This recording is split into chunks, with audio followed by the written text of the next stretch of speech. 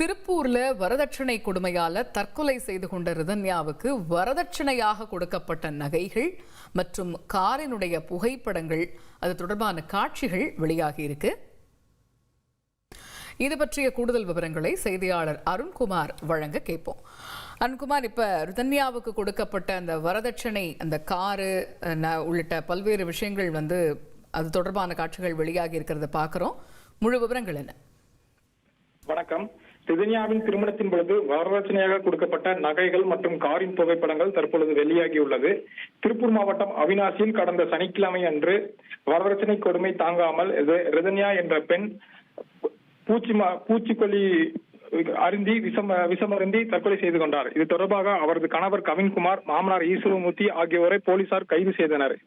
இந்த நிலையில் கவின்குமாரின் கணவர் மற்றும் மாமனார் இன்று திருப்பூர் கோர்ட்டில் ஜாமீனுக்காக மனு செய்திருந்த நிலையில் அதற்கு எதிர்ப்பு தெரிவித்து ரிதன்யா தரப்பில் ஜாமீன் வழங்கக்கூடாது என்று கோரிக்கை வைத்தனர். மேலும் ரிதன்யாவின் திருமணத்தின் பொழுது திருமண சடங்கில் வரதட்சணையாக வைக்கப்பட்ட கொடுத்த 300 பவுண்ட் மதிப்புள்ள வளையல், நெக்லஸ், ஆரம், கம்மல் நகைகளும், கவினுக்கு வழங்கப்பட்ட செயின் மற்றும் 70 லட்சம் மதிப்புள்ள வால்வோ கார் தற்பொழுது அதன் புகைப்படங்கள் வெளியாகியுள்ளது. அது மட்டுமின்றி ரிதன்யாவுக்கு வரதட்சணையாக கொடுத்த வால்வோ காரில் தனது வீட்டிலிருந்து சிரித்த முகத்துடன் வெளியே செல்லும் காட்சிகளும் தற்பொழுது வெளியாகியுள்ளது. தகவல்களுக்கு நன்றி அருண்.